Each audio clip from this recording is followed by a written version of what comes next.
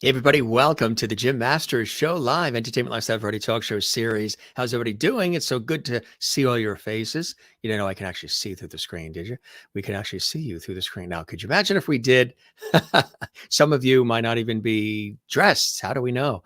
Welcome to the show. This is our entertainment lifestyle variety talk show series. We started bringing back the lost art of conversation with amazing guests that come in from all around the world, all different disciplines, fields of endeavor, wealths of experience, success, celebrity level, celebrity friends stop by, all kinds of cool stuff. And we've done hundreds and hundreds of episodes, which is unbelievable. And they're all archived on our YouTube channel, Jim Masters TV. So you can binge watch, binge away, and see guests coming in from all the different backgrounds. Very busy day for me on the radio all day, and then preparing a television shoot, and then writing scripts. Yeah. And somehow we managed to eat a little bit. Just about 10 minutes ago, we finally ate dinner, which, yesterday we went the whole day without even eating until about 9 o'clock at night. We got to cut that out. We got to get some food in there during the course of the craziness of the day. And then going to be heading out to, after the holidays, heading back out to California for a multi-day television project as well. We just learned we're headed to Napa Valley and beautiful San Francisco and Sacramento. So busy times around here. And we've got a musical night here for you, a musical day, morning. People watch our show depending on whatever time zone it is for them because we have an international audience. So it could be morning, noon, or night, wherever you are. But wherever you're watching, we welcome you. Yes, we have lots of good music, lots of great conversation coming up on this episode of our entertainment lifestyle variety talk show series we call The Jim Masters Show. A music legend, David Carr Jr. is joining us. Oklahoma Blues Hall of Famer and saxophonist and composer, musician extraordinaire. He's in his studio. We just did a sound check. He's going to be playing for us. Yeah, we're very excited about. Isn't that a great shot? He is an incredible performer, nice guy, super talent, and he's joining us here exclusively on the Jim Masters Show, and we are so excited about it. He's played with the best. He is one of the best himself, and he's played in so many different venues, and there's so much of his music that's out there as well and available, and it's really cool to have him here. So he's all tuned up in his studio. Again, we just check things out, audio and video. We always like to check things out, making sure everything sounds good. If you would like to comment and connect with the show and with each other while the show is on live, you can do that in the JMS Lovity chat room when you subscribe to the YouTube channel, which is basically just hitting the red subscribe button on our YouTube channel. Hit subscribe and hit that little notification icon, that little bell icon, so that way there you're alerted about all our episodes. You never miss anything. When you subscribe to the YouTube channel, you get to participate when the show is on and chat in the JMS Lovity chat room. We have a chat room that's attached to our series, to our show, when the show is on. So you can chat and say hello. Maybe we'll even sprinkle a comment or two on the screen. Don't forget, you can also do super chat, super emoji, super stickers. That helps support our series as well. And super thanks, which is on our YouTube channel, and all that fun stuff that really matters and helps us big time. But David is here. And again, we're so excited to have him here. He's going to play live. We've got a wonderful conversation and lots of juicy nuggets coming your way here on the show. Just want to tell you a little bit about his incredible background. Again, Oklahoma Blues Hall of Fame recording artist. David is extraordinary. He first picked up that saxophone when he was 12 years old. He was born in Denver, Colorado. His family moved and settled in Oklahoma when he was still young. He grew up in Oklahoma, helping out the family farm. And by the time he was 14, David was playing alongside his dad around Oklahoma City. The best advice, David says, his dad ever gave him early on when he was struggling to master the sax, David Sr. said, just worry about the tone. The notes will come. Young David heard the words his dad told him and took them to heart, which was great. And soon he had that smooth, beautiful tone that we still hear today. David's sound and compositional style is unique and difficult to confine to any genre. The roots are jazz, but there are aspects of funk, rhythm and blues, and occasionally a bit of enigmatic element that really defies any label. David's first music release was a very limited cassette single with an angel on Top of the One in 1993. David, since then, has released more than a dozen titles over the years, the first full length being Sounds of Innocence, released in 1995 on compact disc and cassette. Remember compact disc and cassette, folks? Yes, I still have many of those. After Sounds of Innocence came Into Deep, that pre release limited edition CD and final release double CD. I Thought You Knew, DC 14, Who's in There? The fan requested long awaited Holiday Melodies Embraced, CD and companion live performance DVD. And also Sax at Midnight, half a C note for his 50th birthday, Pure Glass, and the CD, You Know They Say, in 2019. These were all assorted pre-release, limited edition, and CD singles here and there throughout. David graduated high school in 1978 and joined the United States Marines, and after basic training was assigned to the Marine Corps band. And after leaving the USMC, David joined the Joker's Wild Band in 1980, a 10-piece top 40 R&B band performing all around. And in 1984, David founded the funk dance band Prelude. And in 1985, he moved the act to Dallas. And after time, David felt the need to leave the cover band limitations and began writing his own music. And by the early 1990s, David was a mainstay around Dallas and Fort Worth, the Metroplex, and a key performer at the historic Strictly Taboo and one of the oldest jazz clubs in Texas.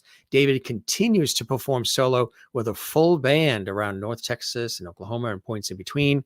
And he was inducted into the Oklahoma Blues Hall of Fame just recently as well.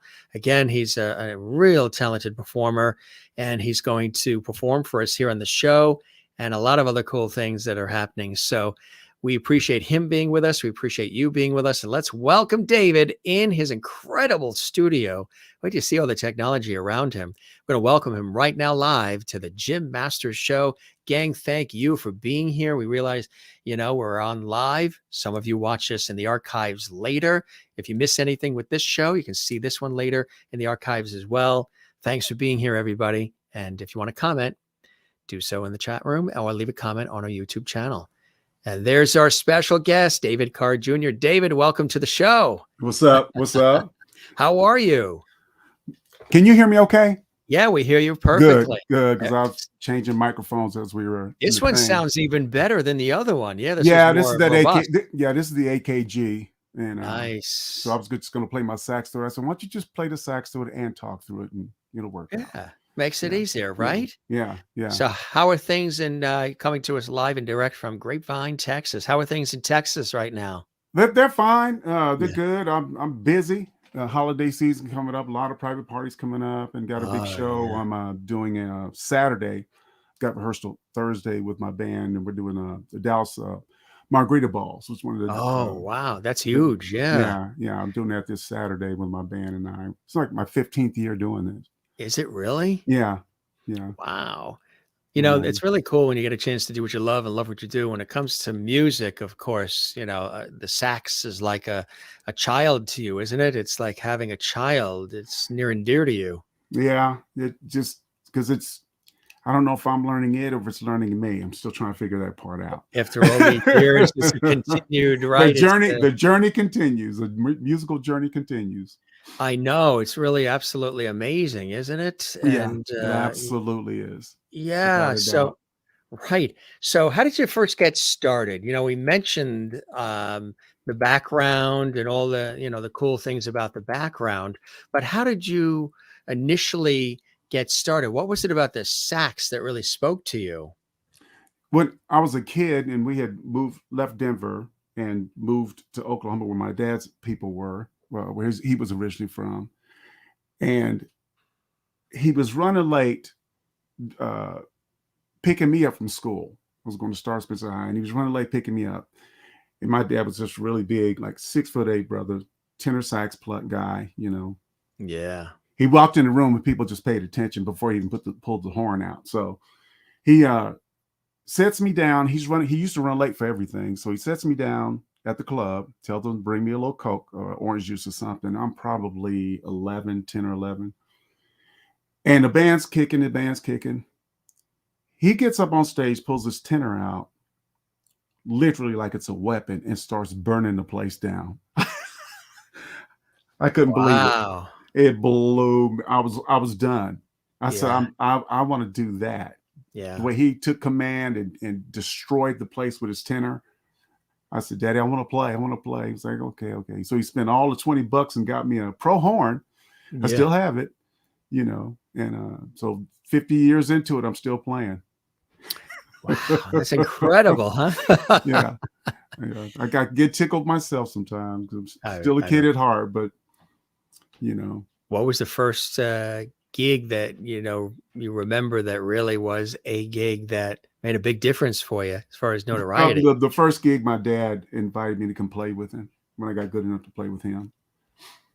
And Was that a special event somewhere? no, it was a blues gig he was doing. I don't remember what the place was because I was so young. And he said, "Get your horn, come on." And I was scared to death, and and I had won a talent show at school, so I had a little bit of confidence, And when he invited me to go play with him, I thought I was going to pass out. I was so nervous. And he noticed when he was asking me to take little rides or take little solos or whatever, he's kind of stopped telling me what key things were in. And he said, "How's he doing it?" And I'm not even telling him what key anything is in. And he didn't realize I was using my ears. I was playing by ear heavily, so that kind of blew him away. That's incredible, huh? Yeah. Are you able to do that with several instruments or pretty much play by ear with the sax? By ear with everything, whether it's the bass, when I'm playing here in the studio, the keys, when I'm writing my music, it's pretty much all by ear. I know what the notes are and some of the values, but I don't have any theory training. Yeah. Right. Right. Exactly. Yeah. So, when you have an opportunity to pick up an instrument that really speaks to you, what is it about the saxophone that speaks to you, David?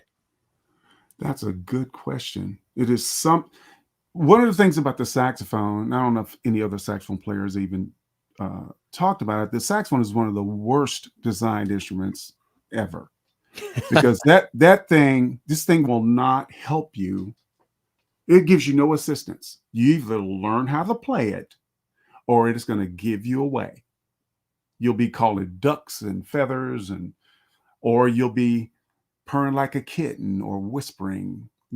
This thing it won't help you. So you better be on it. What is it about it? Is it the shape or what is it about it? It's a lot of things that are about it that it's just horrible. That's why you have so much freedom with it, so much expression with it, because it will allow you to do a whole lot of things, but you better be able to control it because it won't help you control it. It will not help you. Like a flute will sound like a flute. I don't care what you do. A piano, you hit it, it's a piano. Trumpet will sound, a saxophone is liable to sound like Freddy Krueger ripping your head off or something if you're not careful. Kind of like a violin if you don't know how to do it. Yeah, because those are closely related as far as the whole audio part of it. They're pretty close related, that and the vocal. Yeah. But the saxophone is just a terrible design. But I love it. I love it for that. I love it. Yeah, it keeps surprising me. The thing keeps surprising me. Show us the one you have in your hand there. Oh, my tenor. Yeah, it's one of my new babies. I've been wanting one of these for a long time. It's the Yamaha Custom Series, and I've had it about a year now. Do you have more than one? Do you have several saxophones in the house? Yeah, I got about 9 or 10 horns. About 9, yeah. 11 or 12, something like that. Wow, that's cool. And, so I got one that a cousin of mine gave me years ago that I had restored. It's an old style Silver King. It's beautiful. Nice. I'm getting it broken nice. And I have my original sax. I still have my original alto from 1977. Do you really still have the original? It was old when I got it. It was built. It was built in 1941. Wow! So now it's definitely a classic. Oh yeah, historic classic, huh? Yeah. I looked up the serial number and said, oh, this thing was built in 1941. But boy, it looks really good. I was Still. gonna say, kind of like fine wine. It sort of Mm-hmm. matures over time. It's like a worn-in shoe, that kind of thing. Yeah. Yeah. Yeah. That's really nice. So it's a crazy instrument, but a fantastic instrument.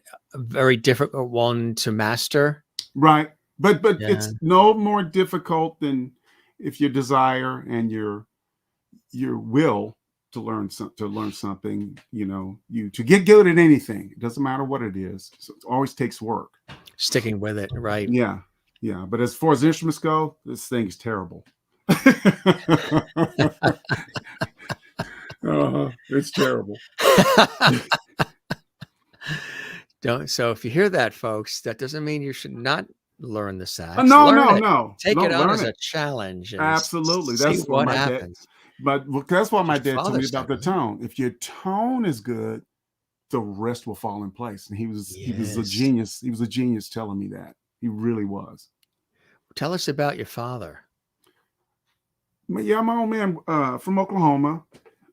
He's in the Blues Hall of Fame too. He got inducted. Unfortunately, he got inducted after he passed away. And so it was surreal for me to get inducted because I was still living. And he moved us from Denver to Oklahoma City in 1970, and was working around there, gigging, got with some of his old musician guys that he had been playing with, and just kind of was trying to raise us, and get his, keep his family fed and everything. And I kept begging him for a saxophone, and he showed up at the house with one day and hung it around my neck, and it's, but he really loved playing. He had more of a King Curtis, Junior Walker and All Stars kind of style. He had a really big, giant. It was sexy sound. That's the only way I know how to do it. Yeah. I know what you mean. Yeah. Sort of. Who were some of the folks that you really admired? Did you admire the Miles Davises and all these other legendary people? Miles wasn't the initial, but you have to look into Miles, because if you're going to try to grow as an artist, you have to look at him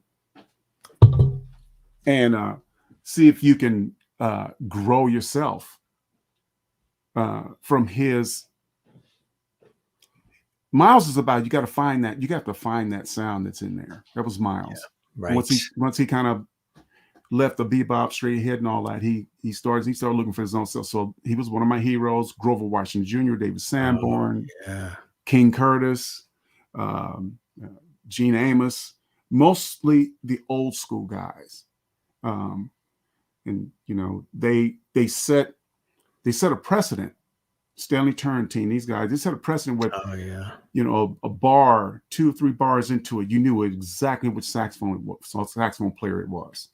Man, is that Grover? Is that Turrentine? Is that Hank Crawford? And I still listen to these guys. When I listen to Stanley Turrentine, God rest his soul, when I hear his playing, he's telling me, David, don't play so many notes. That's what man, stop playing so many notes. You're playing too many notes. And he's right. You just space matters too. Right. Mm-hmm. The space between the notes. The space between the notes. Exactly. Right. Mm-hmm. Yeah. Mm-hmm. That's really cool, when you sort of break it down like that, because then you really understand what it's all about. And, the instrument is kind of like a living, breathing thing, right? It can be. Yeah. Yeah, it can be. With its own personality, like you said. Yeah. Mm-hmm. Because I play alto, tenor, soprano, and each one demands something different. Each one. He says, no, you're going to do this with me. No, you're going to do this with me. I'm talking about tone, the way you approach it. All the notes are the same, but you approach all 3 of them differently.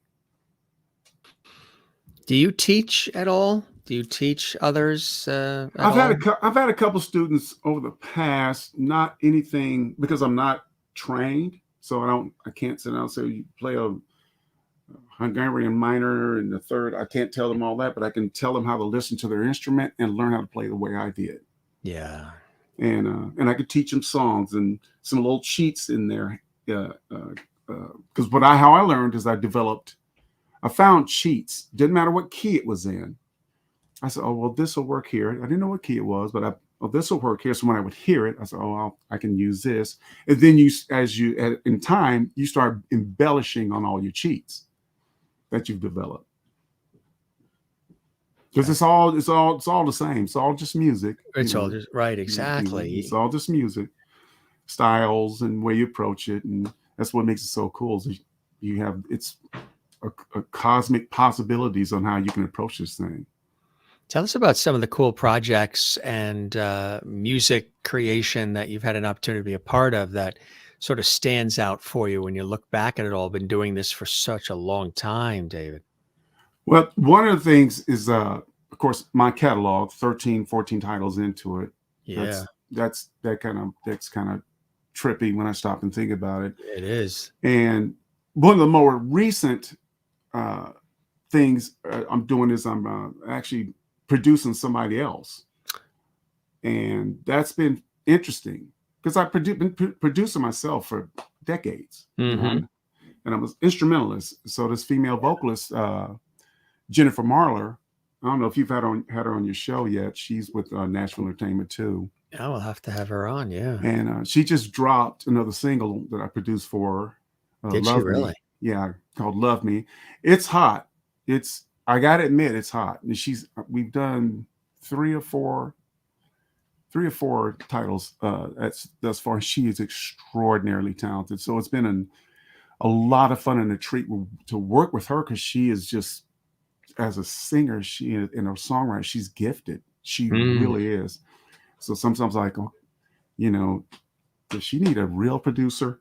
Right. She's so good. Yeah. But she's digging what I'm doing, and I'm hoping she can get some traction on it. And people look for her stuff on Spotify and Pandora and all that on Jennifer Marler. And do you like producing other people? Is that fun for you? Could you see yourself doing more of that? It would depend on the artist. I'm one of those kind of people. I have to like you. You could walk in with a suitcase full of money, but if you're one of those, I'm not. No, I know your money will be good somewhere else. I have to like you. I have to be able to get along with you and respect what you're doing. I'm just not a soul for sale. That's just, I never compromise in my music along the way. And I won't be, like I told Jennifer, I said, now, Jennifer, if you expect me to use auto-tune in the studio, it's not happening. And she's like, oh, no, we're not doing that. I said, that's what I'm talking about. Mm-hmm. Yeah, going old school and going authentic and pure. Yeah, right. Yeah. Exactly. Yeah. How do you feel about, some of the things that, the world has changed, the record industry has changed, the way we do stuff has changed, and even the way music is distributed now, it's changed. You have a lot of the online, which has brought in a whole different way of doing it. Like everything, all changes it's a double-edged sword always. One of the biggest things that I'm dealing with right now is just being able to sell CDs at my shows. That's the toughest part. Well, I don't have a CD player. No, I don't have a CD player in my car. And okay, I get the convenience, but streaming it, you're not getting the whole cake. That's all I can tell you. And especially if somebody takes the time to produce and put nuances in the music that you should sit down in front of a stereo and if you stream it, it's still going to sound good. But compressed and sort of compressed a lot. And I know what's all the streaming, all that stuff has to be compressed in order for the technology to work. I get it. And but maybe the CDs won't take such a hit. I still have my players, and I still have it in the car too. Oh, there you go. You go. Still have it, and still have the Onkyo turntable and yes, sir. double cassette decks and the Okay. receiver and the KLH speakers, the big speakers. You sound like a friend, a fan of mine. Y- y- He was Still have all that. Yeah, love it. being promoted to captain, and he's a police officer, and I gave him a CD. I said, I hope you have a CD player, man. He said, I got CD players, I got 8-track players, I got reel to reel. He sounded like you. He went down the I list. have reel to reel. Yeah, Yep. yeah. Cassettes, absolute vinyl. It's But all I have. Boom boxes. yeah. Didn't get rid of any of that So stuff. you're a nostalgic kind of guy a little bit. And when you play those things, it sounds so good. Yeah. I've been listening a lot to cassette mixtapes that I had made, a while back, Really? and boy, does that sound good. Yeah. Well, It with really- the digital part of it, and digital, I love digital apparently because I have a digital studio, because it allows me to get a high quality production without tens of thousands of dollars. Yes, that's to true. put in the studio. But like anything else, the digital world can be abused too. Just the whole technology, you can abuse a digital recording, and that's kind of lot. People are mixing things too loud, and which I call cheerleader music. They mix it just as loud as freaking possible, and so you lose all the nuances and all the dynamics in the music. So I mix and master my things with my music within normal, so the peaks and valleys are still there. I learned that from a mastering friend of mine who masters Grammy winning stuff, and he said, man, you got to keep the dynamics in it. That makes it musical. It keeps it musical. If you always want to learn, hang out with the masters. Yes. Absolutely. Listen, pay attention. That's it. Hey, paying homage to my last name. I love it. There you go. Hang out with the masters if you want to learn something. Yeah. Tell us about this really cool studio that you have around you. Look at all that technology. It looks like you're coming to us from inside Cape Canaveral. Well, it's I built the studio, and it's pretty much all old school stuff. I built my computers and and stuff like that. So it's a pretty hefty digital studio. I can do pretty much anything I want in here. I don't have any limitations. I do wish I could fit a drummer in here at times, but I just don't have the studio room for that. So that behind me, that's the closet. That's the recording booth. And so I just and I had a lot of my old school stuff. I had retired, and I thought I need to get that stuff back out. Got it back in the studio, hooked it all back up, and I'm like, man, I'm glad I didn't get rid of that stuff. So this is my spot. This is where it all happens. It's really incredible. I mean, Thank you. The keyboard is up towards the back. Yeah. Huh? That's one of my first workstations, the Ensoniq stuff. Ensonic's not around anymore, but their stuff is unique. Yeah. It has a different vibe. So when you use that in production, you use it the right way. It doesn't sound like a dated piece of gear. It's got a real analog-y kind of sound to it. So, and plus I've got tons of archives on that thing because it was my original workstation before I graduated to doing all my workstation stuff on computers. Do you still do anything analog? Well, like I said, no, I record everything digital. Yeah, I just can't. For a small studio to get an analog to be clean, that's a whole nother conversation and expense. Yeah. But you can mix it fat and you can mix it warm. You just have to take the time to do it. Right, exactly. And don't abuse the technology. Do you play other instruments as well? I play a little bass. Got a bass in here. Play some keys because I got where I write all my music on. But I primarily still focus on learning. That very difficult instrument. She's still like, hey man, there's more to do. There's Yeah. more to do. What about tours and gigs and things of that nature?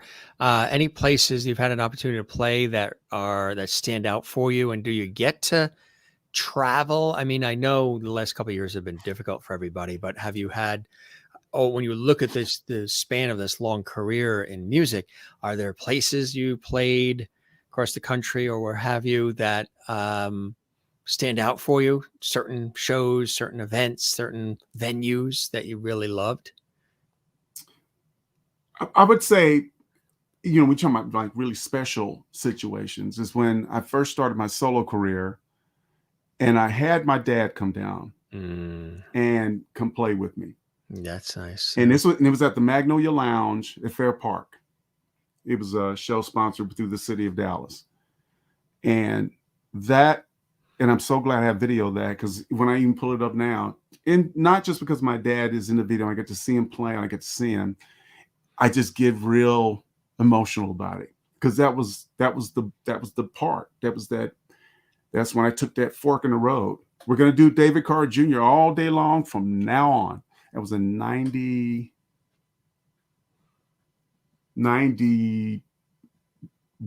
when I did that show. 1991. Wow. Yeah. Yeah. Yeah, it was in 1991. And I haven't looked back. I've been looking forward and writing and I didn't have an album out, but I had all this material written. So I did a show with all this original material. I thought maybe somebody may want to hear, and it's different because labels just aren't jumping at me to sign me because I'm not writing an instrumental music type deal. The elevator music. I'm not doing that. Is that what they're looking for? It's and I don't really like. There's a cat that came out several years ago because I don't want to say his name on there because it wasn't his fault. But when they heard this cat do what he did on Johnny Carson, the whole industry shifted and said, we want all the instrumental music to be like that. Oh, Okay. I know who it is. Yeah. Yeah. And it just single-handedly. It became too commercialized, sort Yeah. of. It became non-creative. Assembly line, factory, just bang it out. Cookie cutter. We want it all like that. And because sort of this genre, this genre doesn't like fill stadiums. Grover Washington Jr. was still filling stadiums back in the 70s now. But for the most part, and you have businesses and labels and all that. Oh, let's do it like that. That was that was incredible. Let's do it all like that. We need hits. Well, I can tell you one song in particular. As I'm living and breathing, it's one of my favorite songs in history. Mr. Grover Washington Jr.'s "Mr. Magic." I have no idea why that was a hit. I have no idea. And he filled stadiums with that because of this song. Right. So I don't know what made that a hit. Nobody does. But it was a hit. That's why I love it. Let's create something. Maybe it'll catch, that hard. But if it's all good, they'll dig the work, the body of work. I have fans of mine have all 13 titles. And every time they see me, David, got another one out. They're just waiting for the They're waiting for the next, yeah. I'm like, how lucky am I? People, a fan requested one I hadn't played in. I think I played it twice. I said, man, let me see how I was doing a solo gig. I said, let me see if I got the track. I said, I do have the track. I started playing it, and him and this girl were both tearing up while I was playing it, And that's what I live for. I'm an artist. I create music. Like it, hopefully. I'll entertain you, hopefully. I do it because I love it. And I'm fairly good at it, That's the key. You love it. Yeah. Do you dip into other genres as well? Not really. No, not really. I mean, I don't even know what to call what I do. Mm-hmm. Right. Jennifer, who I'm producing, she started out as a country. It was her forte early on, but when you listen to what's happening now, that's not country, And somebody asked her when she was at a show of mine, well, what genre? She said, well, we really don't know what genre it is, even hers. And it's killer. It's killer stuff. She's really talented. So Yeah. I think the genre thing sometimes can be a little stifling. When you're placed in one and stuck in that, yeah, Yeah, you yeah. know. And but I'm just another cat, just still want to stay somewhat relevant if I can, to keep playing and keep enjoying my work. Do you prefer solo or do you like to be in a band, and working off others? It's 6 in one and a half dozen in the other.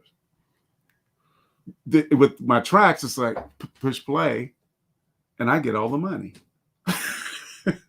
Or, with the band, got to rehearse. You got to rehearse and the logistics of all that, and of course, I enjoy because it's a different level of energy. My fans come out when I have the band out there, and we just burn the place down. It's a lot of fun. It's a lot of fun. That is cool. Yeah, You like to jam, you like to just throw it together and throw it down? yeah, yeah, yeah.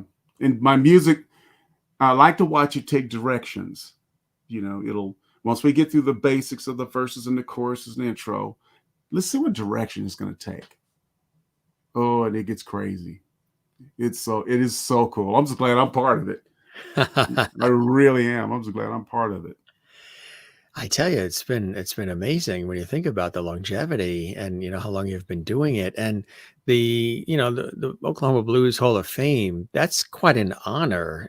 Congratulations on that. And of course, you Thank you. mentioned your dad in it as well. Yeah. What was that like when they told you, guess what, we're gonna put you in, the Hall of Fame?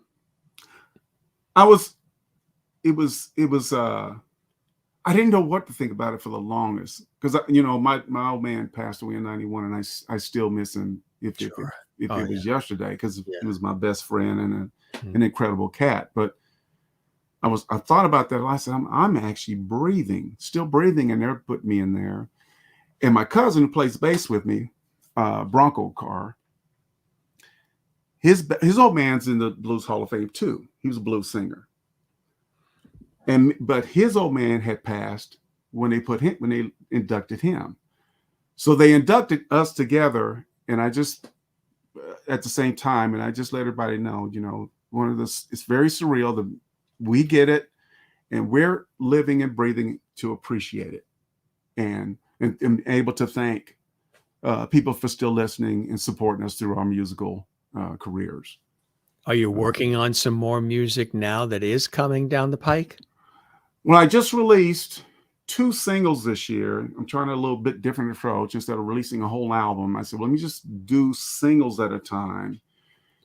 And at some point, do a CD release party show and then have CDs available for that. But I've released 2 singles this year. One is called Salient Touch, and I'll be playing that for you here in a little bit.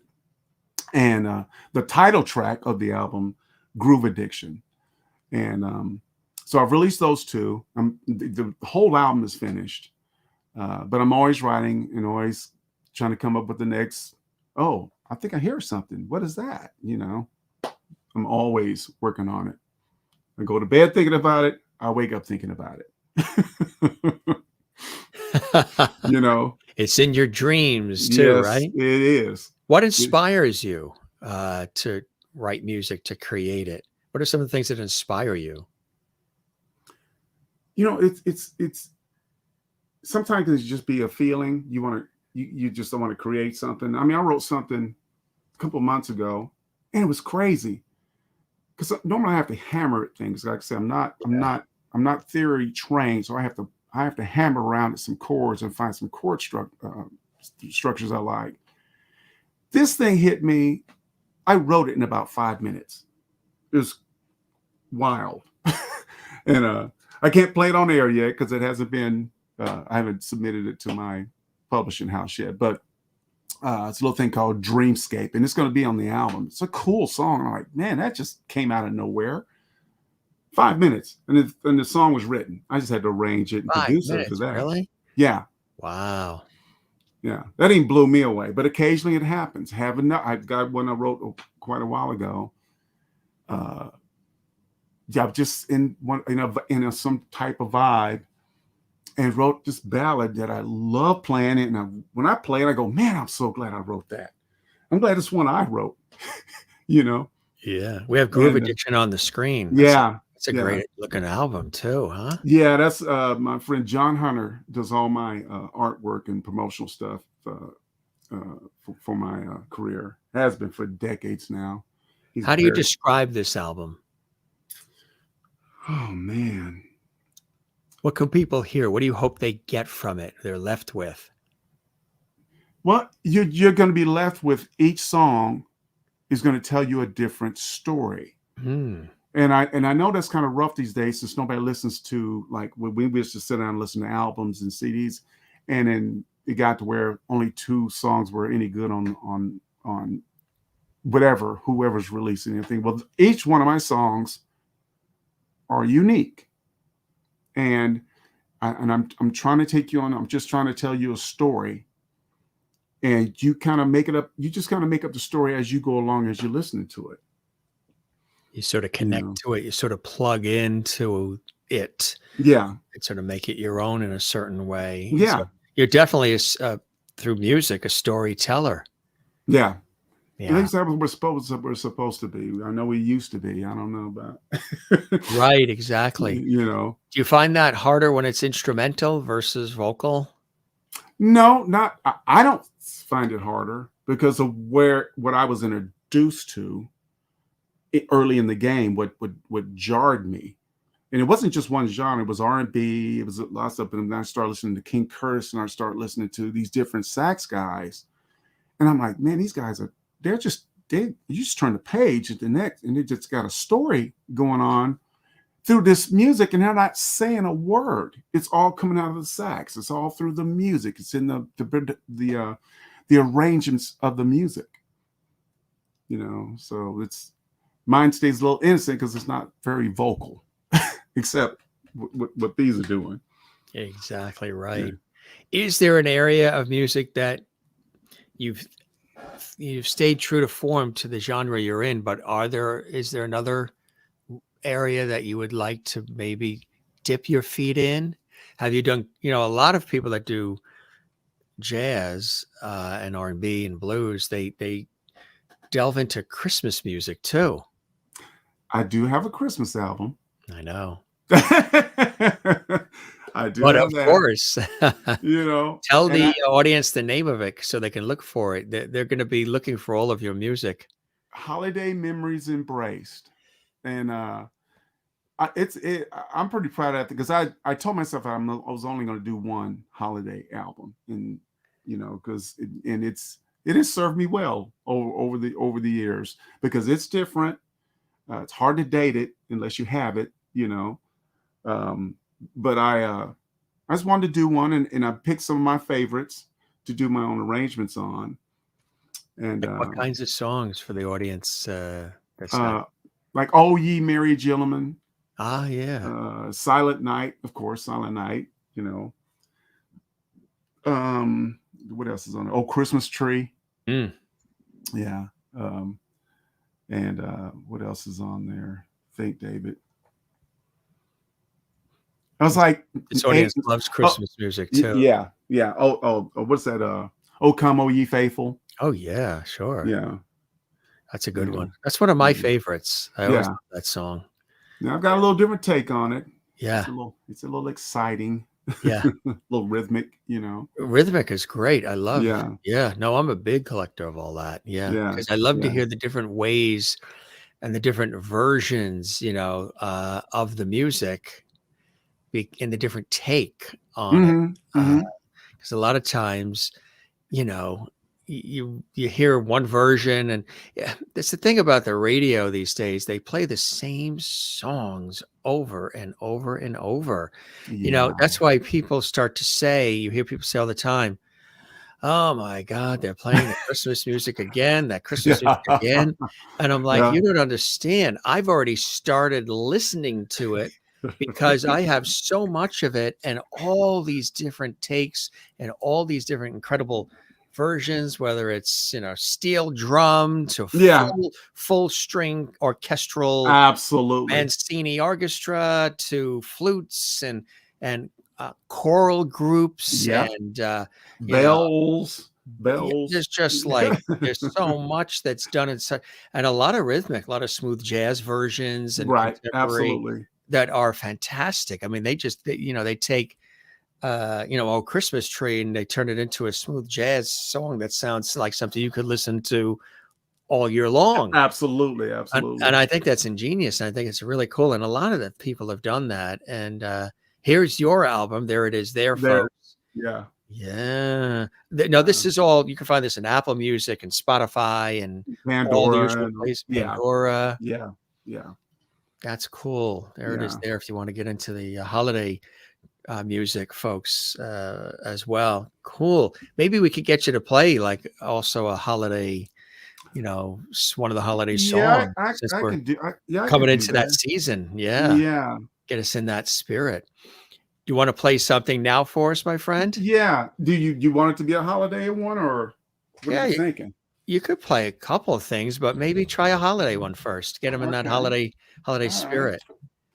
Gotta reach down here to the tab. Like I said, it's a little small in here. Right, So yeah, he had his chair lower on purpose because he's gonna stand when he plays, and he's not a short gentleman, so he doesn't wanna hit the ceiling fan with his head.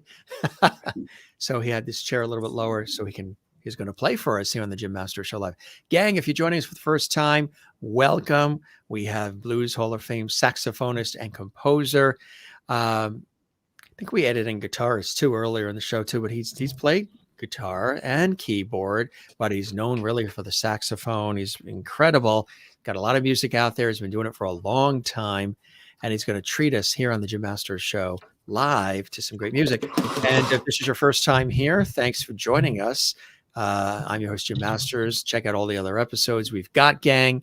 We've been sprinkling in some comments. If you want to support what we're doing, do super chat, super emoji, super stickers. That helps support all this content in our series. Don't forget to give us a thumbs up, leave a comment on the YouTube channel, and subscribe to the YouTube channel. yeah. You hear that okay? I All right. We'll do a little Christmas tree. Fantastic. Getting people in the holiday spirit on the Jim Masters Show Live, just for our viewers around the world. Good to see everybody. Thanks for joining us, live or otherwise. There we go. David Carr Jr.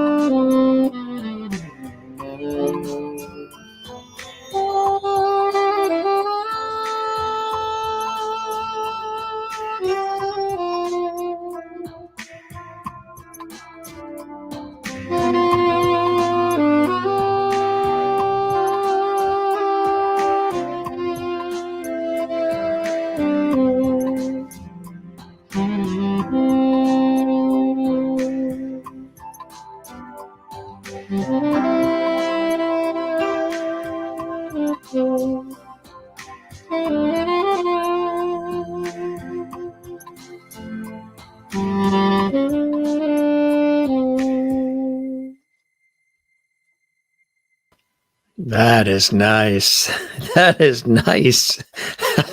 Was it coming up too hot on that end? Or was it No, it sounded great. No, that was like, so for everybody who thinks the only Christmas music is the stuff you hear in the store, the same 7 songs with the same 7 vocalists, and yeah, yeah, there's a lot more out there. That's on the album, that one? yeah. That's on the Oh, album.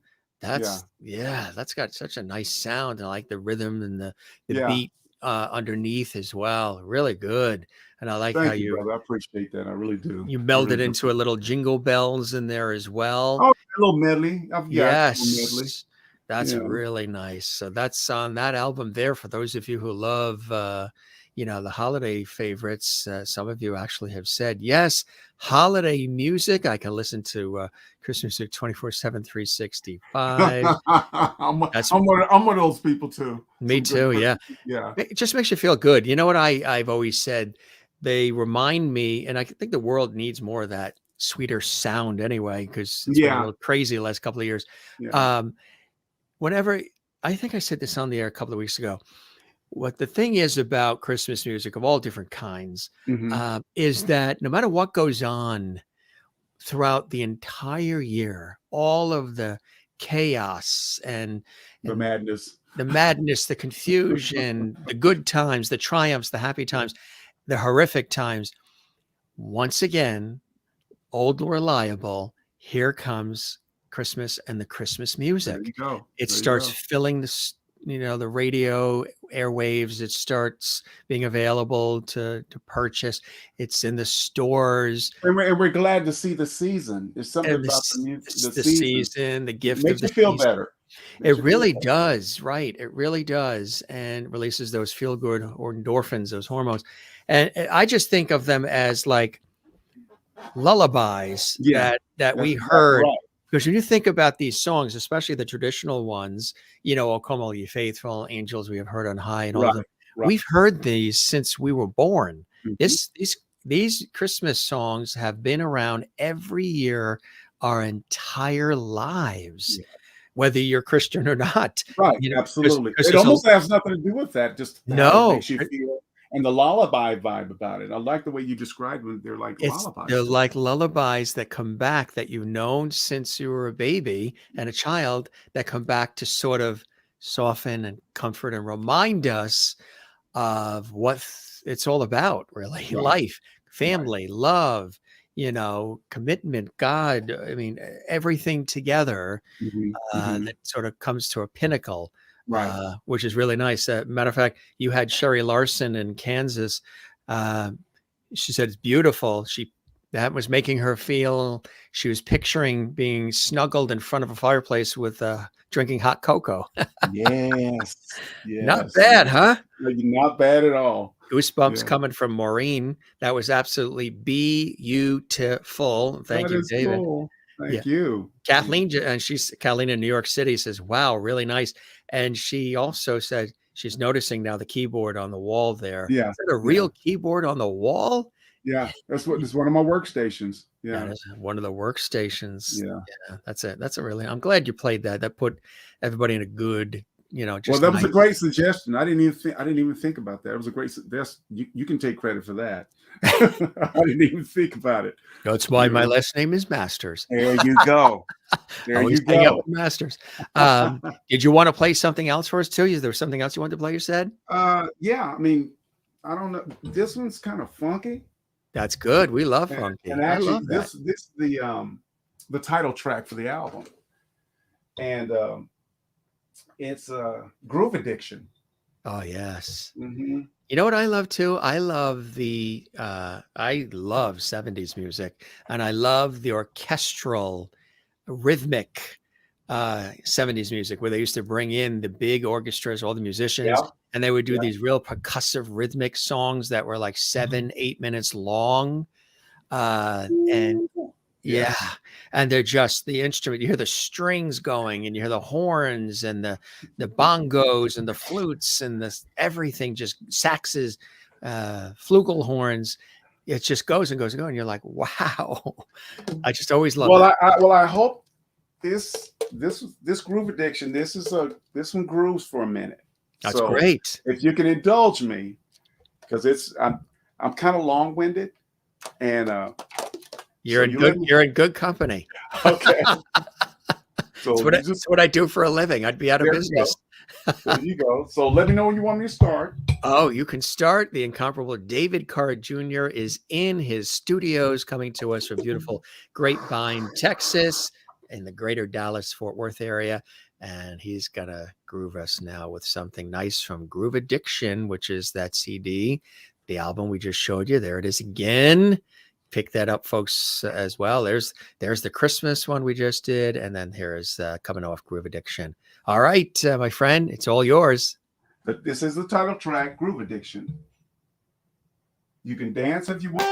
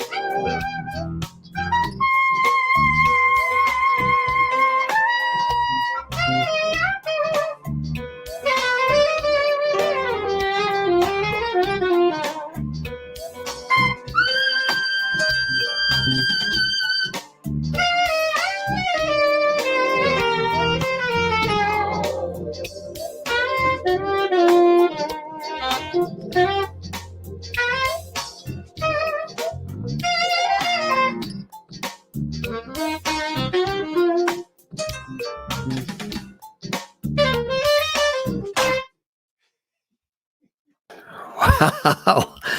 I told you I'm a little long-winded. No, not at all. That was I can't believe how long you did. That's like you have enough air to be able to blow up those Thanksgiving parade balloons. No smoking. No Oh, smoking. that is the key. That's one of the keys, right? Yeah. No I'm a smoking. middle-aged guy. I got to take extra care of this little vessel I have.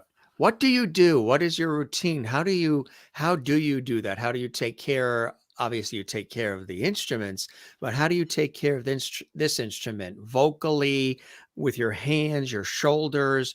Do you have a regimen? There's something that you do. Do you do breathing exercises? I mean, that was awesome. Thank Really you. incredible. Thank you so much. Yeah. What do you do to Well, prepare? I mean, like this gig coming up Saturday, that's a band gig. So there's a level of energy is going to be up to here. So I've got to practice and I've got rehearsals. So I've got to practice every day to try to get my embouchure in shape. So I play a lot of high notes. And of course I do a lot of these breathing things and stuff like that. But just daily, I just try to, walk, watch my diet, nothing crazy, little sip of wine here and there, and and unfortunately some of the life caught up with a lot of us. Like, oh, I'm 60 and you're gonna cut what off of me? Like, yeah, you should have stopped eating all that thin and all that stuff then. And I kind of just I saw it coming when I was in my 40s. I said, you're gonna have to work on your body, and because I mean, I lost my old man. He was before he turned 62, Mm-hmm. and it was he had a heart attack, and so that's been on my mind, and then Family history. yeah, family history. So I, just keep up with the doctor's appointments, keep up with your exercise, watch your diet, and you can always improve every day. Just don't abuse it, So, and is there anything you gave up that or you've limited that you miss that you used to love? Apple Crown.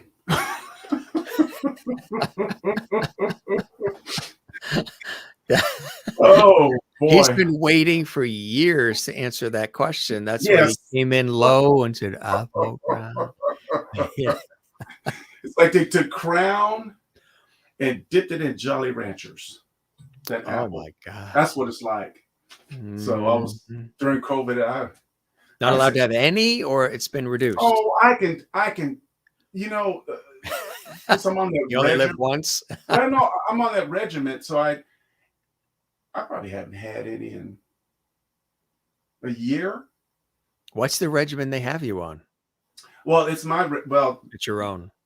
Just low sugar, low fat, Low salt. Get low salt. Get your exercise in. Drink plenty of water. Take your vitamins. Important, yeah. For somebody like my age, the physical activity, I get a lot loading gear, loading equipment and stuff like that, and playing because I'm very physical when I play. Yeah.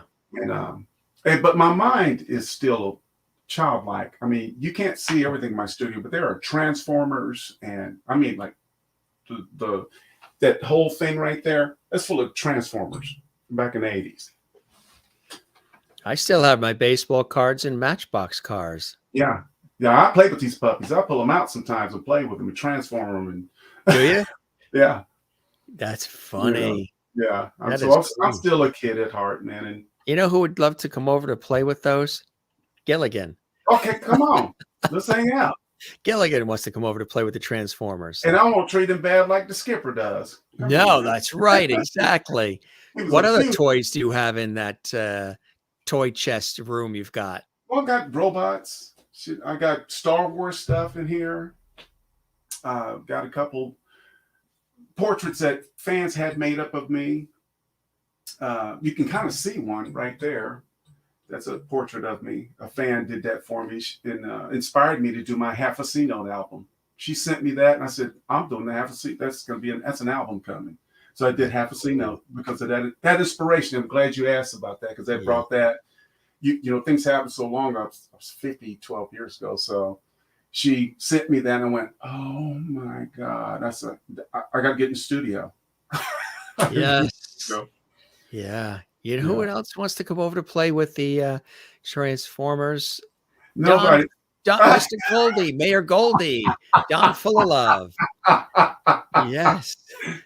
That is and you cool. know who sent this? Who's that? He did. Oh, Don okay. Full of Love. Don Full of Love was a guest on our show. That's awesome. Everybody remembers him, of course, from Back to the Future movies. He was Mayor Goldie Wilson. Yeah. And much more. He saw that we had Gilligan, which came from Bob Denver, of course, played Gilligan on Gilligan's Island. Right. His wife's been on our show 3 times. That is so cool. And she sent this. Aloha Dreama Denver, his wife. Sweet. She was a guest. So she's coming back in about 2 weeks. Dreama Denver is a special guest again. So she said, you got all these wonderful things on your set. Like over here is the I Dream a Genie bottle. Oh, okay. There you go. There you go. Not the green light, but that right there is the genie bottle. I can see it. So she said, "Oh, well, you've got all these things. You're missing Gilligan." So she sent the Gilligan, and then Don Full of Love was on, and Don Full of Love said, "Well, if that's the case, then you're missing Don Full of Love, Mayor Goldie Wilson." It looks like it, doesn't it? Yeah, it really does. It really does. That is awesome. Isn't that something? That is awesome. This the collection from guests and from viewers too, who have sent a lot of things to us, which we really appreciate that we've added to our set as well. Right. There's somebody else too who's always with us. Mr. George Burns is here too. Oh, not the burn, man. Not the burn, man. There he is. That is so sweet. Isn't that something? Sweet. Yeah. With his cigar and his red hand. Yeah. My aunt collected dolls, and my mother is the youngest of 16. So a big family on my mother's side. And one of her sisters, a big family on that side. One of her sisters collected dolls. And the George Burns was one of them. So this got passed down to me by my cousin Barbara. Says, "Jim, would you like to have the George Burns doll?" I said, "George Burns, absolutely." Yeah. So he's here and he pops in, and awesome. Isn't that cool? That is very cool. See? Well, like I tell people, we are literally just, big kids in adult clothing. Yeah. That's what we really are. And we need to, a lot of times as older people, we need to remember that we're, if you can't remember the kid in you, sometimes you're missing something. I mean, everything in here when I'm working, whether it be the light cycles from Tron, whatever. I'm like, man, just that whole imaginative and that dreamlike state of mind is very, very beneficial. And you get that when you stay in touch with the childlike part of yourself, because you'll stop dreaming. When you stop dreaming, right? It can be rough. It can be right. Yeah, you start dreaming, it could be rough. Exactly. It's so true. We need to do that more, don't we? We really need to. I've always been a big believer in pure imagination and daydreaming and fantasizing, because those are the things. That's where a lot of creativity comes out of. You know what I mean? We are living in a time where everything is raw and real, and that's basically it. Raw and real, and now that's it. No time to breathe. no time to relish in or savor what we just did, what we just saw, what we just Yeah. ate, what we just experienced, what we just heard. Experience the experience and then let that linger a little Yeah. bit and then move on to the next. Now it's everything is next, next, next, next, I mean, next. I'm not talking about immediately. I'm talking about, and I'm going to forget about that thing seconds ago, immediately. Seconds ago, right? Exactly. And Yeah. anything that happened 2 seconds ago is outdated, done, and are you kidding Old me? I'm news. like, what? And I'm just going to stick to it because I'm sticking to it. I'm just going to stick to it because there are my people that have listened to me for the past 30, 40 years still come out and they support me and listen to me. And I'm very, very honored and grateful for that. I really, really am. Because it didn't have to be, you know, it didn't Right. have to be. And Right. Exactly. I'm not deserving of that unless they think I am. True. Right. Exactly. Right. You It's a know, two-way street. Yeah. yes, I It's a want to give two. it to you, but if you don't want to listen, can't make you. I can't make you like me or my music. I can't make you do that. But if you go, man, I had a gentleman. This is just kind of one more thing. I've been at it for so long. I was releasing the double album, the In Too Deep album, and it was actually the limited edition. So it was like 2002. And me and my band was playing, and I was signing CDs and at the promo table. And this brother came up to me, and I, for life of me, can't remember his name. He said, David, I need you, want to let you know that you saved my life. I'm trying to figure out, I don't, he said, I know, man. Let me just tell you, I was struggling really, really, really hard with alcohol. And it just about took me out. But he said, I got your double album, and that saved my life. I mean, I started tearing up when he was telling me about it. Yeah. Because Sure. how humbling is that? That wasn't my intent, but that had that effect on that person, and a positive effect. Sometimes you never know, right? You never Yeah, know until somebody takes the time to come up and say that, yeah, yeah, and that particular double album had that effect on him. yeah. There's the double album right Yeah. there, folks. Jim, this is why you're the master. This is it right here. You're There good, she, brother. there she is, right? Yeah, Huh? very proud of that. Very Wow. proud There's of a that. lot of music on Hmm. those discs, huh?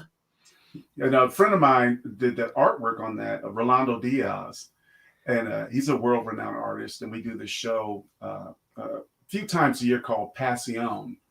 He's world-renowned, and where he paints and I play, and it Oh, that's is. cool. Wow. You want to go on some type of journey, man. And we may do a Christmas Passion before the year's out. So I just got to call him and get that Uh, lined up. where He's a can cool. people find all the music? Is it again like Apple and Yeah. iTunes, Spotify? Oh, you can go to my website if you want hard copies. Yeah. If you want CDs, you have to go to my website, What's the site? davidcarrjr.com. davidcarrjr.com. There it is. Mm-hmm. davidcarrjr.com. Yeah. So Yeah. everything is all there, right? So Yeah. and you can Yeah. get Go hard. go to my music store page, and I've got T-shirts on there. And somebody actually, I should have wore one of them, but they're pretty cool. Yeah. Somebody was telling me the other day, you should have these done in a hoodie. I went, oh, maybe I should. Hoodies are very comfortable. Yes. Yeah. Yeah. Are they Yeah. like the zip up type or you just pull it over? I, Or? I don't know. I need to see what's the most popular, because zipping up would screw up the artwork. Right. So, That's right. yeah, Exactly. so it would have to be a pullover. Yeah. What else do you have coming up, David, that you're excited about?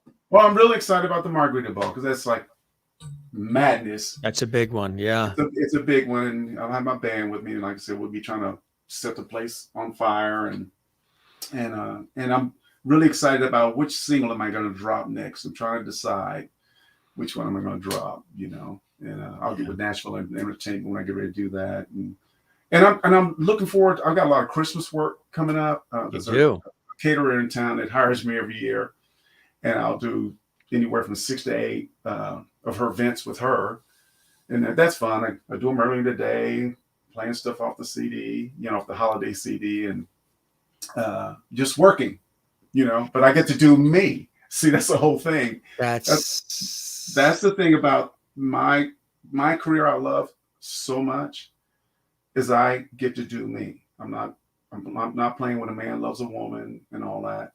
I get to the covers when I do my holiday stuff. That's when I and those that's on my CDs. So that's about the extent of my uh, uh, doing covers. And I right. do want to do an album at some point of covers I really really like. I'm gonna do a whole album. Mm. I mean, 6, 8 songs maybe. And at some point I'll get around to that, But every time I think about that, another another new one comes out of mine. And I'm like, okay, get back to That's that what one. happens, right?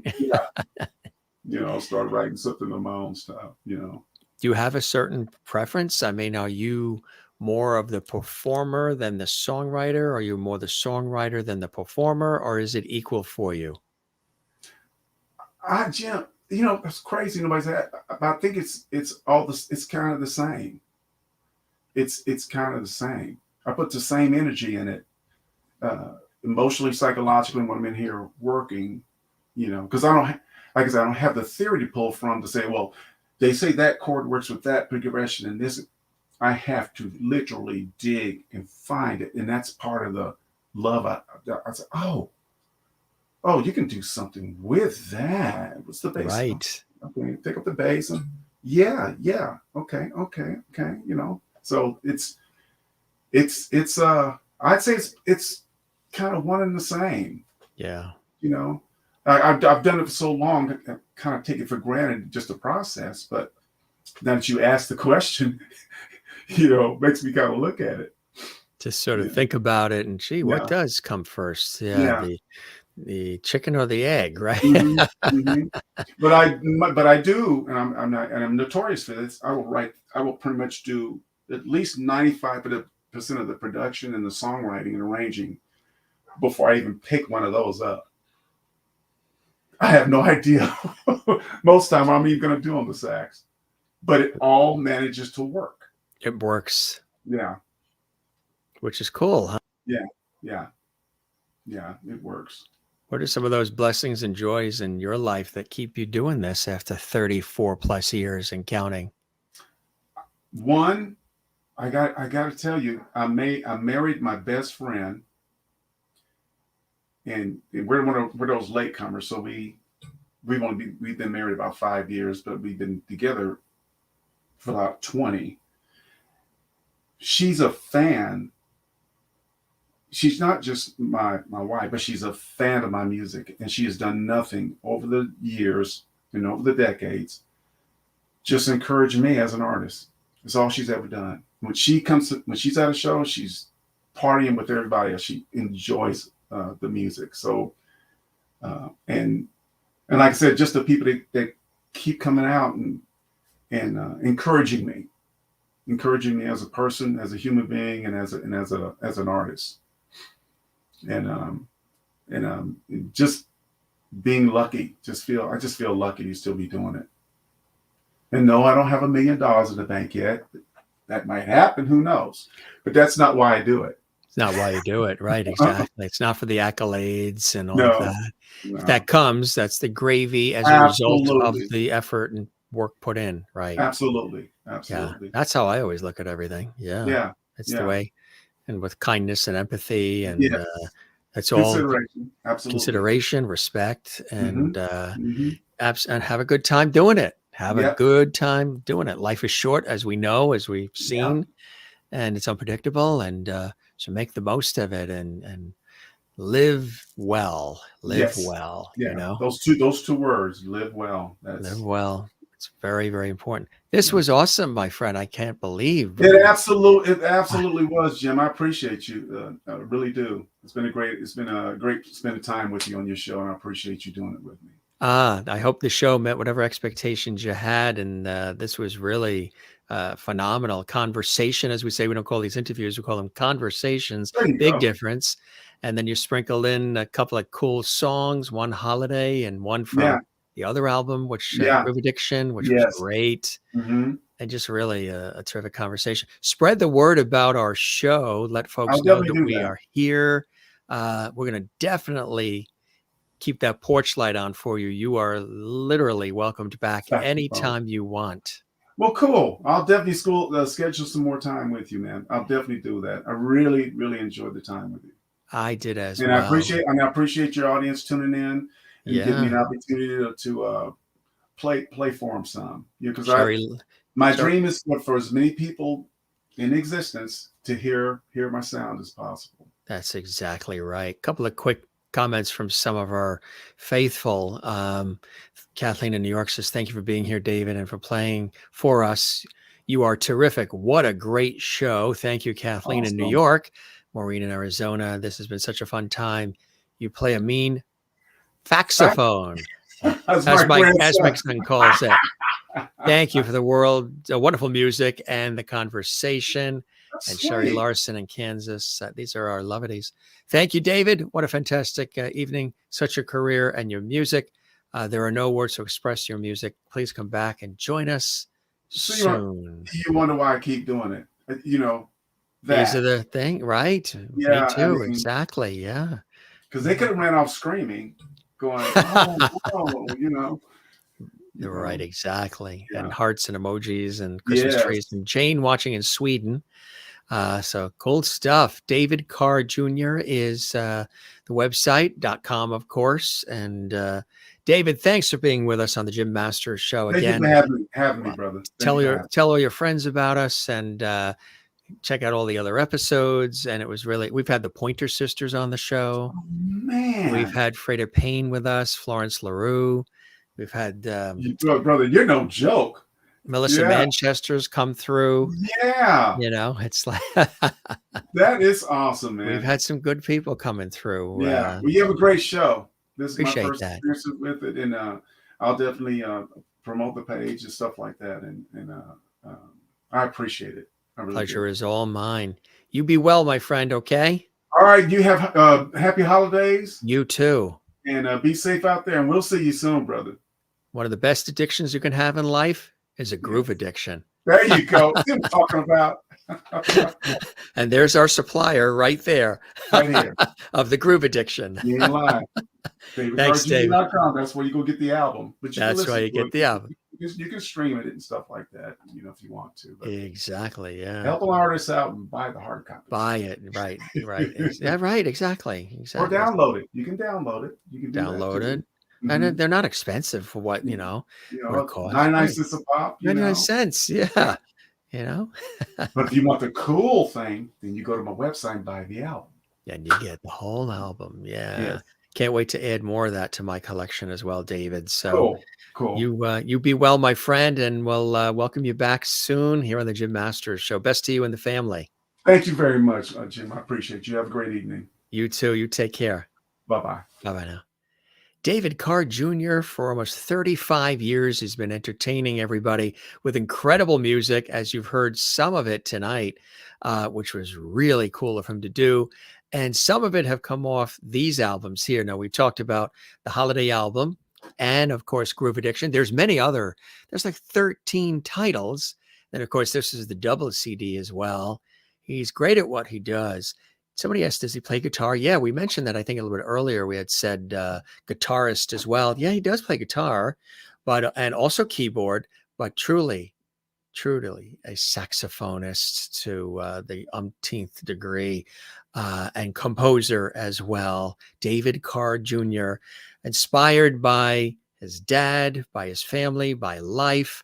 And when he picks up the instrument, which he said is one of the most difficult instruments, weirdly shaped, hard, doesn't help you out, the saxophone. But boy, when you do take command of it, look what happens, right? Some of what you heard tonight on the show. He's an epic performer. He's really passionate about what he does, and he likes to share it with the world. And he's been doing that again for almost, hard to believe, almost 4 decades. That goes by in a New York minute, huh? DavidCarrJr.com is the website to check out the music, everywhere else. Of course, Spotify, Apple, iTunes, all those places as well, where you can find music. Hope you guys enjoyed it. This was a musical conversational episode of the Jim Masters Show. Want to let you know that Erica Hubbard joins us tomorrow. Brilliant actress. She was in the movie My Perfect Wedding. That's right. She's a wonderful humanitarian, and she's got a lot of exciting things to share with us. She's going to be with us. We also have coming up on Friday, A.R. Rahman. He is a Golden Globe, Grammy winning, as well as Oscar winning, BAFTA winning film composer, director, also multi-instrumentalist and singer-songwriter. And he's on location right now. And you know where he is? In Dubai. He's going to be coming to us live from Dubai. He is internationally known. Again, Golden Globe, Academy Award, Grammy winning film composer, director, singer, songwriter. He's with us on Friday. Yes. And the other night we had comic legend Rita Rudner with us. You know, Rita, she's been around for a long time, 50 years, making us laugh. All the stages, all the shows, the Tonight Show with Johnny Carson. I mean, you name it. Really, really cool. Also coming up soon, celebrated guitarist and composer, Adam Hawley. If you have not heard him on guitar, oh my God, he is incredible. He's been working with everybody. Dave Koz, I mean, you name it, collaborating with some of the greats. He is terrific, and he's going to be with us as well. Very excited. We got him just before he launches his big 65 city tour. That's right. So Adam is going to be joining us soon here on the Jim Masters Show as well. Julie Lamb is going to join us as well. Very excited about her. Incredible musician and performer, as well as founder and executive producer of How To with Julie Sue. She's incredible. She's going to be with us as well. There are so many great guests coming up for you here on the Jim Masters Show entertainment lifestyle variety talk show series. Gang, don't forget to give us a thumbs up on our YouTube channel. There's a thumbs up icon on this episode and all the episodes. Click thumbs up. We would love that. Also, leave a comment on the YouTube channel as well. That helps us out big time on the Jim Masters Show and our YouTube channel, Jim Masters TV. And also subscribe. Don't forget to hit this red button you see on the YouTube channel, subscribe. That helps us grow. And don't forget also to click that notification bell so you never miss any of the incredible shows and episodes. Thank you very much to Kathleen Walker. She just did a super chat. Thank you very much. She did it in my favorite color, green. Beautiful green. You remember when Rita Rudner was on, the comedian, on Sunday, and she named this funky looking lamp. She says, I love the colors. I love all these colors of your studio. She named that Sandra from Rita Rudner. Thank you, Jim. Another great show with great music. Loved it. You're the best. Thank you, Kathleen. What a beautiful thing to do. The super chat, which really, really does help us. We really appreciate it. So many great shows coming up. We thank you very much. And again, this is really nice. Thanks for Christine Clifton. She said she's in North Carolina. Thanks, Jim and David, for this enjoyable conversation. David's had an amazing career. It was a treat for him to play live for us on saxophone. We even got a Christmas tune out of it because I know that makes you guys feel good. Me as well, especially with the holidays, right around the corner. I mean, Thanksgiving next week. Wow. Fun times together. Good night, Jim and all.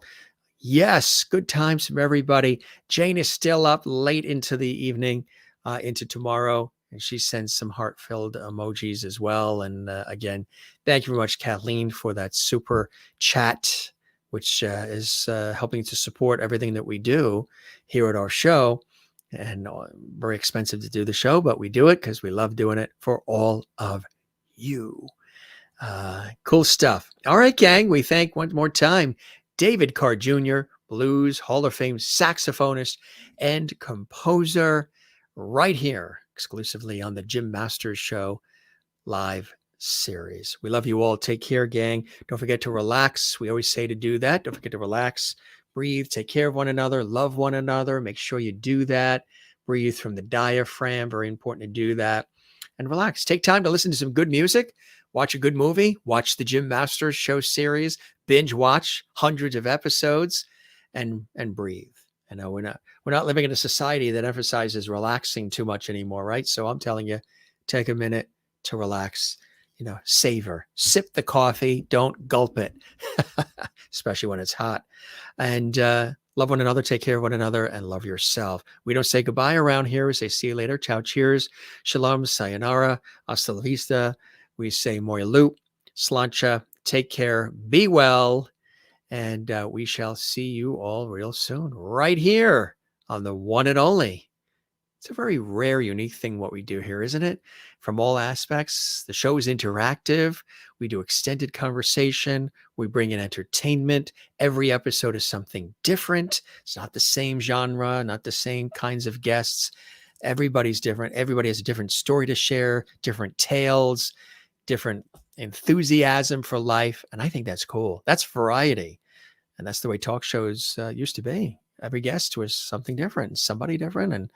And again, we're interactive. You guys are like our studio audience, as if you were right here across from us in the studio audience when you are in the JMS Levity chat room or when you comment on a YouTube channel. So with that said, we thank you for being with us here, and more comments coming in. We appreciate that. And we appreciate all of you. Lots of comments here. Thank you very much. You guys are awesome. Jane says, thanks for being here tonight, David. Thanks, Jim. You are very welcome. We appreciate you being here as well. Lots of cool things going on. Wow. Busy week for me too. I got so much happening. I've got 4 radio shows tomorrow, and then we've got a recording session, and they've got a show tomorrow night, and just a lot of other cool things that are happening. We'll keep you abreast of all of that. Very busy weekend coming up too. We've got shows all weekend long, and then next week busy, and Thanksgiving's coming, and a lot of cool things that will fill you in on. So stay tuned, gang. Don't change that bat channel. Speaking of that, don't forget we had Burt Ward, who played Robin, on the show from Batman and Robin. We'll see you again soon right here on the Jim Master Show Live. Love you all. Take care. Be well, and cheers.